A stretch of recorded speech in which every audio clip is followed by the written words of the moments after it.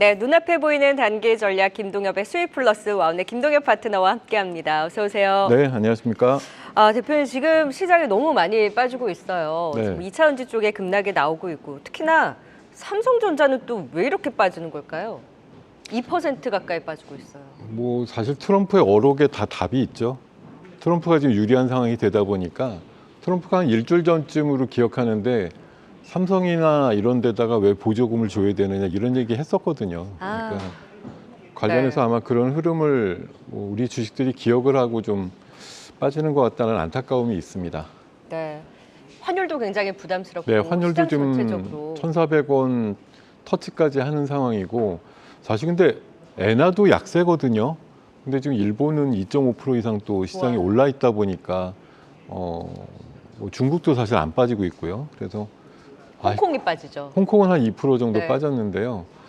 우리나라랑 비교해 봤을 때 상당히 좀 안타까운. 잘 갈 때도 일본, 중국 괜찮았는데 안 갈 때 이렇게 또 우리나라만 안 가네 이런 상황이 나오다 보니까 이게 결국은 반도체와 2차 전지 같이 특히 트럼프가 약간 도구로 생각하고 있었던 그런 섹터의 비중이 크기 때문에 아무래도 그런 영향을 많이 받고 있는 흐름이 아닌가 생각이 듭니다. 그럼 트럼프 우위가 진행될수록 우리의 삼성전자, 2차전지 그리고 자동차까지 변동성을 좀 더 확대할 여지, 우리만 또 유독 부진할 수 있는 여지가 있나요? 여지가 있죠. 상대적으로 일본이 지금 자동차 쪽은 물론 뭐 우리나라랑 뭐 대동소이하지만 특히 2차 전지나 배터리나 이런 쪽은 일본이 뭐 파나소닉 빼고는 사실 네. 그렇게 경합도가 높지가 않기 때문에 그렇고요. 사실 트럼프 일기 때 생각해 보시면 돼요. 지금은 뭐 고인이지만 아베가 가서 거의 뭐 같이 놀아주고 그랬었잖아요. 그런 분위기에 편승이 좀 될 수 있다 이런 기대감이 오히려 일본에선 있는 것 같습니다. 제가 네. 반대로 우리 시장은 좀 극명하게 빠지고 있다라는 부분, 조금 더 경계감은 염두에 둘 필요가 있다라는 시황도 들어봤습니다. 자, 이제 전략 세워보도록 하죠. 지난주에 선정해 주셨던 동서 일단 확 치고 가기도 했거든요. 네, 맞습니다. 지금도 보세요. 지금도 보죠. 저도 그 말씀드리고 나서도 매매 쪽으로도 했었는데 제 목표가 3만 원 드렸었는데 어제 29,600원까지 올랐었거든요. 찍었네요. 그래서 네. 거의 찍었다 이런 관점이고 또 겹치다 보니까 커피 가격을 또 9%나 올렸더라고요. 네. 그래서 어쨌든 지난 한 주 좀 럭키한 한 주였던 것 같습니다. 네, 그 대신 그래서 3만 원 임박하거나 다시 한번 넘으면 매도 의견 드릴게요. 네, 역시 3만 원을 기점으로 해서 동서 좀 지켜보자라는 의견 주셨습니다. 자, 이제 바로 오늘의 주제 만나볼까요? 어떤 이슈가 또 앞으로를 주도할까요? 사실 오늘 대선 이슈는 오늘 정도로 이제 마무리라고 생각하고 비대선 이슈에서 좀 골라봤는데요. 역시 중국의 비자 면제 이슈를 좀 말씀을 드리고 싶습니다. 어차피 시행되는 게 금요일이다 보니까 오늘 좀 아니더라도 한 내일부터는 바람이 다시 불 수 있겠다 이런 생각을 해보고요. 이번에 중국에서 뭐 좀 일방적이지만 9개 나라에 대해서 비자 면제를 실시를 했는데 아시아에서 유일하게 우리나라가 들어가서 약간 좀 당황스러웠지만 오늘 외교부의 어저께 반응 보면 어찌됐든 반갑고 네. 우리나라 이제 여행객이 조금 더 교류를 하면서 한중 관계가 긍정적인 방향을 모색할 수 있다라는 기대감을 표시를 해준 게 다행이 아닌가 생각이 들고요. 지금 자료화면 나가고 있는데 사실 팬데믹 때 그 대중국 여행객이 굉장히 많이 줄었다가 작년도 하반기를 기점으로 해서 패키지 네. 관광객이 슬슬 늘고 있고 뭐 모두 투어나 하나 투어 기준으로 작년 대비해서 3분기 패키지 관광객이 100%에서 130% 네. 정도 늘었다 이렇게 얘기를 하고 있습니다.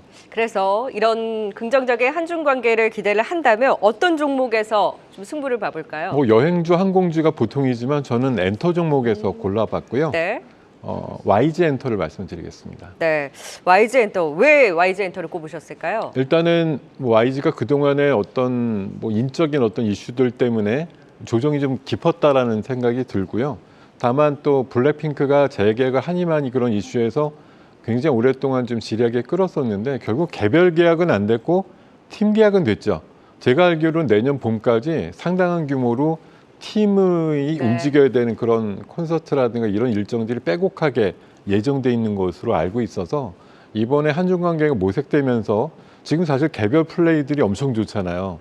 로제 아파트도 이번에 난리가 났지만 그 제니의 노래도 영국 차트에서 굉장히 네, 높은 순위를 끌고 있기 때문에 이들이 뭉쳐서 뭔가 했을 때 시너지 효과가 굉장히 크게 날 것으로 기대를 하고 있습니다. 그래서 내년도에 턴어라운드 기대감과 함께 네. 이제는 봐야 될 종목 이렇게 말씀을 드리겠습니다. 네, 이제 달라진 YG 엔터테인먼트 기대해 보도록 하고요. 이어서 두 번째 주도할 주제 또 어디에서 잡아주셨을까요? 두 번째도 조금 이제 다음 달 개봉을 어. 앞두고 있는 오징어 게임 2에서 힌트를 좀 얻어봤습니다. 관련주 컨텐츠들이 들썩들썩했잖아요. 들썩들썩한데 네. 오늘 시장이 하방 변동성을 띠다 보니까 사실 제가 오늘 가져나온 종목이 아침에 한 20% 이상 올랐었거든요.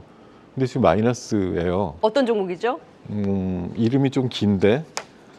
아티스트 유나이티드. 네, 맞습니다. 구 와이더 플랜이시죠? 맞습니다. 네. 예.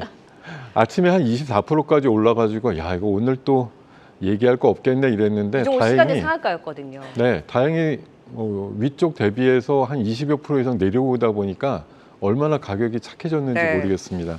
어쨌든 지금 대선의 이슈에 휘말려서 많은 종목들이 본의 아니게 좀 가격 조정이 나오고 있는데 어차피 이 동 시리즈는 다음 달 중순 정도에 개봉을 하니까요. 그때쯤 되면 대선이든 뭐든 그런 이슈는 좀 사라진 상황이라고 보고요. 그 전까지 볼까요? 공개 전까지? 공개 이후에 이게 사실 21년도에 원 공개됐을 때 그렇게 기대 안 했던 드라마예요. 근데 83개국에서 1등을 했거든요. 지금 너무 기대하고 있잖아요. 기대는 하니까 말씀 주신 대로 개봉하기 전날까지 네. 보시면 좋을 것 같습니다. 그래요. 오징어 게임 2 12월 공개를 앞두고 공개 전까지 우리 이정재 관련주라고 하죠. 아티스트 유나이티드 오늘 또 개별 이슈가 있었던 만큼 급등나다 하락 전환하긴 했지만 여전히 움직일 테마 이슈로 또 짚어주신 만큼 아티스트 유나이티드 또 짚어보도록 하겠습니다. YG 엔터테인먼트로 또 수익 플러스 종목으로 꼽아주신 만큼 앞으로 흐름 지켜봐 주세요. 네, 지금까지 와운의 김동엽 파트너와 함께 수익 플러스 도움 말씀 들어봤습니다. 고맙습니다. 네, 고맙습니다.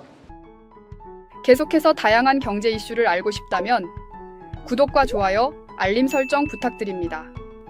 AI 캐스터 권미정이었습니다.